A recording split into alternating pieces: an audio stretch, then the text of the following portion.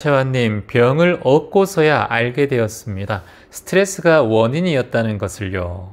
그 많았던 화가 내면에 내가 가지고 있던 불안 때문이었는데 그것을 이제야 오늘에야 알게 되었습니다. 화가 올라올 때 알아차리고 호흡 명상으로 다스려 보겠습니다. 라고 해주셨어요. 당연합니다. 당연해요. 우리가 화가 올라올 때 화를 없애려고 한다든가 화가 올라왔을 때 화를 다른 걸로 삭히려고 한다면 그 화가 온전하게 사라지지 않아요. 우리의 마음 한중간이나 한 귀퉁이에 아니면 마음의 한쪽 그 작은 칸에 그 화가 남아 있을 수가 있어요. 그래서 화가 올라왔을 때 내 감정을 더 치우치든가 아니면 이 화를 외면한다든가 두 가지를 하면 안 돼요. 화가 올라왔을 때 또는 괴로움이 올라왔을 때 또는 고통이 올라왔을 때 가장 중요한 건 이 화를 외면해서도 안 되고 이 화에 집중해서도 안 돼요. 요걸 중도라고 해요. 중도. 검은고 줄을, 가야금 줄을 너무 팽팽하게 하면 줄이 끊어지고 너무 느슨하게 하면 소리가 나지 않듯이 요 적당한 조율을 해야 검은고와 가야금 소리가 잘 나요. 요걸 하는 것이 바로 여러분들의 마음의 탄력성과 감정을 조절하는 마음의 힘이에요. 근데 이걸 누가 해주는 것이 아니라 내가 알 수 있어요. 우리는 보통 착각하는 게 뭐냐면 화와 괴로움과 아픔이 생겼을 때 두 가지를 대부분 해요. 이 화에 대해서 없애려고 해요. 자꾸. 또 화가 일어나네. 미치겠다 진짜. 나 왜 이렇게 화가 많아. 스스로 화가 많아라고 얘기하면서 나에게 내 무의식에 넌 화가 많은 인간이야. 옛날 때부터 너는 화가 많았어. 라고 스스로에게 말을 하고 스스로의 의식에게 자꾸 주입을 시켜요. 누가 한다? 본인이 하는 거예요. 이게 문제가 돼요. 자, 그리고 두 번째, 이 화가 올라왔고 이런데 자꾸 이 화를 외면해요 또. 아 몰라, 이거 화를 없애기 위해서 먹어야 돼. 야 오늘 저녁에 화 많이 났으니까 오늘 맥주 한잔 하자. 치맥에 먹어야 돼. 오늘 폭식해야 돼. 아니면 오늘 나 미드 한 3편 연달아 봐야 돼. 화가 올라왔으니까 나 지금 쇼핑해야 돼. 화가 올라왔으니까 나 지금 게임해야 돼. 화가 올라왔으니까 나 지금 명상해야 돼. 이거 다 잘못된 거예요, 여러분. 제가 말씀드리지만 명상은 평상시에 계속해서 해놔야 화가 올라왔을 때도 명상이 들어갈 수가 있어요. 근데 보통 우리는 착각하는 게 화가 올라오고 마음이 힘들 때 명상을 해야 된다 생각해요. 그러니까 명상이 안 되는 거예요. 마음의 숲 강연 부산에 오셨던 분 중에 한 분이 20대 중반인가 30대 초반 정도 된 분이 이렇게 말씀하셨어요. 명상을 할 때는 마음이 좀 편안하고 그래도 좀 괜찮은데요. 명상을 안 하면 또 불안해져요. 그래서 제가 그분에게 말씀드린 게 뭐냐. 밥을 먹으면 배가 불러요. 배가 고파요. 배가 불러요. 밥을 안 먹으면 배가 고파요. 배가 불러요. 배가 고파요. 그럼 명상을 하면 마음이 좋아요. 안 좋아요? 좋아요. 명상을 안 하면 마음이 안 좋아요? 좋아요? 안 좋아요. 밥 먹고 양치질을 하면 이가 개운해요? 안 개운해요? 개운해요. 양치 안 하고 하룻밤 자고 아침에 일어나면 이에 냄새나고 텁텁해요? 안 텁텁해요? 텁텁해요. 그걸 두 글자로 뭐라 그래요, 여러분? 인과라고 하는 거예요. 인과라고. 그게 당연한 거예요. 밥을 먹으면 배가 부르고 밥을 안 먹으면 배가 안 부른 거예요. 명상을 하면 마음이 편안해지고 명상을 안 하면 마음이 불안해지는 거예요. 배가 고프면 드시는데 목마르시면 여러분 물 한잔 하시잖아요. 근데 왜 명상을 안 하냐고요. 평상시에 마음이 힘든 상황이 나도 모르게 자꾸 마음에 때가 끼니까 평상시에 명상을 해놔야 돼요. 그래야 본인이 힘들 때 빠르게 평온한 마음을 만날 수가 있어요. 우리는 어리석어서 화가 올라왔을 때 다른 걸로 자꾸 이 화를 없애려고 하고 또는 화에 집착을 해요. 내가 또 화가 일어났지. 내가 또 왜 이렇게 화 때문에 내가 고통스러울까? 이게 뭐냐? 말이 막 달리고 있어요. 근데 거기다가 자꾸 채찍질을 하는 거예요. 니카라과 가면 말을 타고 정글을 돌아요. 차가 못 가니까. 근데 얘들이 채찍질을 안 해도 알아서 잘 가요. 근데 만일 달리는 말에 채찍질하면 어떻게 되는 줄 아세요, 여러분? 떨어집니다. 위험하다는 거예요. 자, 대학생들 한번 적어볼까요? 주, 마, 가, 편. 주, 마, 가, 편. 달리는 말에 채찍질하는 걸 주마, 가, 편이라고 해요. 내가 차가 120km 달리고 있어요. 근데 여기서 더 밟아. 빨리는 갈 수 있지만 위험할 수 있고 과속 딱지를 맞을 수도 있어요. 하나만 보는 것이 어리석음이에요. 둘을 보는 것이 양극단을 피하는 것이 중도예요. 자, 중도 적어서 밑골에서 양극단을 피하라는 거예요.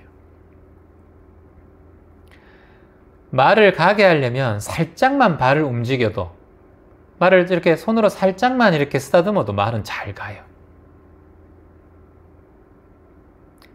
그런데 달리는 말에 채찍을 가하면 너무 위험한 상황이 생깁니다. 말에서 떨어지면 큰일 나죠. 그런데 채찍질은 물론 효과가 있어요. 우리가 말 경기하는 거 보면 채찍질 막 하잖아요. 그건 정말 조련된 말과 훌륭한 조련사들이 함께 할 때만 가능한 일이에요. 근데 우리는 아직까지 그런 실력이 아니에요. 말이란 동물은 겁이 되게 많은 동물이에요. 그래서 항상 조심스럽게 사람한테 다가오고 항상 조심스러워요. 그래서 겁이 많기 때문에 얘를 때리든가 혼내지 않아도 훈련된 말은 아주 잘 알아서 가고 잘 알아서 달려갑니다.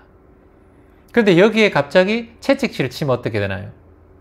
떨어질 수가 있다는 거예요. 만일 여러분들께서 화가 일어났어요. 화가 우리가 분노가 일어날 때 야생말이 출몰했다라고 얘기해요. 또 굉장히 큰 슬픔이 올라왔을 때도 야생마, 또는 굉장히 큰 화가 올라왔을 때도 야생마. 그런데 중요한 것은 내가 주마가 편이 되려면, 채찍질을 하게 된다면 내가 지금 어느 정도 삶에 대해서 경험이 많고 마음 공부가 잘 되어 있고 평상시에도 마음을 잘 관리하는 사람은 이 주마 가편에 대도 큰 위험이 없는데, 아직까지 명상도 오래 하지 않고 우리처럼 공부를 하는 그런 단계에서는 주마 가편이 되면 오히려 큰 사고가 날 수 있다. 그래서 제가 드리고 싶은 말씀은 뭐냐면, 화가 올라왔을 때 화를 채찍질하면 안 된다는 거예요. 따라해보세요. 나는 감정을 채찍질하지 않겠다. 나는 느낌을 채찍질하지 않겠다. 나는 생각을 채찍질하지 않겠다.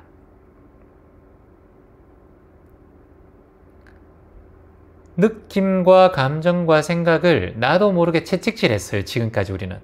생각이 올라오면 이 생각 때문에 진짜 힘들어. 이게 채찍질이에요. 자학. 스스로를 학대하는 거. 아, 나 이 감정 정말 힘들다. 정말. 언제까지 이런 감정 때문에 내가 괴로워야 돼? 내 자식 때문에 너무 힘들어. 내 배우자 때문에 너무 힘들어. 난 내 지병 때문에 너무 힘들어. 내 우울증 때문에 너무 힘들어. 내 부모님 때문에 평생 힘들었잖아. 나 어릴 때부터. 이게 뭐예요? 주마가편이. 내 삶을 계속 채찍질해. 아니, 어루만지고 쓰다듬고 챙기고 보듬고 안아줘도 시간이 짧은 판에 계속해서 주마가편 하는 거예요. 등에 채찍질을 치는 거예요. 피가 질질 나는데도 또 채찍질해. 이게 얼마나 어리석은 거예요. 보듬고 안고 나를 사랑하고 아끼는 마음, 아끼는 세월에도 시절에도 부족한데 우리 자체가 얼마나 나를 학대하고 자학하고 그리고 나를 미워하고 내 현실에 만족하지 못하고 항상 부모 탓, 내 인생 탓, 돈 탓, 성공 탓, 인기 탓 이렇게 살아왔는지 모른다는 거예요. 자, 우리는 오늘 이 순간부터 여러분 절대 자학하지 맙시다. 나를 보듬어 줍시다. 감정과 느낌과 화가 올라오고 슬픔이 올라오면 슬프지 마 라고 때리지 말아요. 감정 올라오지 마 라고 때리지 말아요. 우리가 아이들 울 때 또 울지 마라, 울지 마라, 또 온다, 또 온다, 이 울보야, 또 온다. 니는 어릴 때부터 계속 그렇게 울었어. 와 그렇게 우노. 아이는 이게 무의식 속에 자리 잡아서 커서도 눈물을 질질 흘려. 80이 돼도 70이 돼도 눈물을 질질 흘려. 엄마가 어릴 때부터 나를 울보라고 했지. 나는 그래 울보야. 평생 이렇게 울면서 질질 짤면서 살 거야 라고 살아야 돼. 너 질질 짤면서 살아야 돼 라고 엄마가 그냥 그렇게 말해버리는 거야. 얼마나 안타까운 교육이에요. 스스로를 학대하는 거예요. 그러니까 부모님은 항상 자녀에게, 손녀에게, 손자에게 말 한마디를 조심해야 된다는 거예요. 평생 마음속에 자리 잡고 있다. 그 아픔이. 그래서 우리가 이런 반복은 하지 맙시다. 채원님, 나도 뭐 사실 부모님한테 항상 그렇게 들었어요. 아이고, 엄마가 임신 안 했어야 되는데, 니는 안 낳았어야 되는데, 마지막으로, 아이고, 니가 나와가지고, 그 좀, 아들 날 줄 알았더만 딸 틱 나와가지고 말이야. 그냥 장난식으로라도 부모가 그렇게 말했다면, 혹시나 그런 말을 한 부모가 있다면 자식에게 사과하셔야 돼요. 자식에게 잔잔하자 그래서 다 잊어버렸다 하더라도, 야야, 내가 요즘에 마음 공부하고, 이렇게 해보니까 엄마가 너한테 몹쓸 많이 했더라. 네 막내가 얼마나 귀한지도 모르고 그때는 너무 아들이 귀해가지고 네한테 그런 몹쓸 말을 했는 것 같다.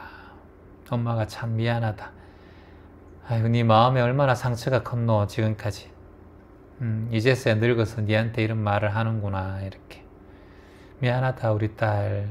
네가 얼마나 소중한데 엄마가 그때 어려가지고 감정이 그렇게 말로 튀어나와서 미안하다 미안하다 용서해 주렴 이렇게 이제 자식에게 이렇게 말을 하고 이렇게 고백을 하는 게 좋아요.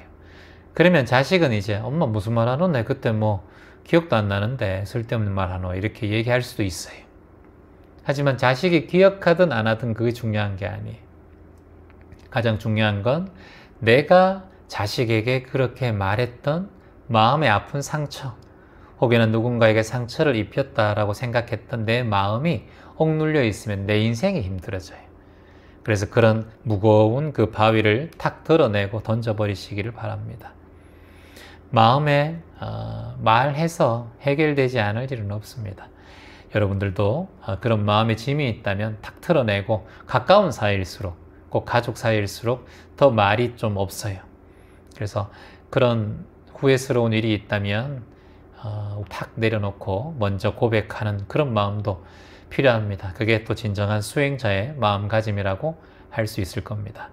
희망입니다.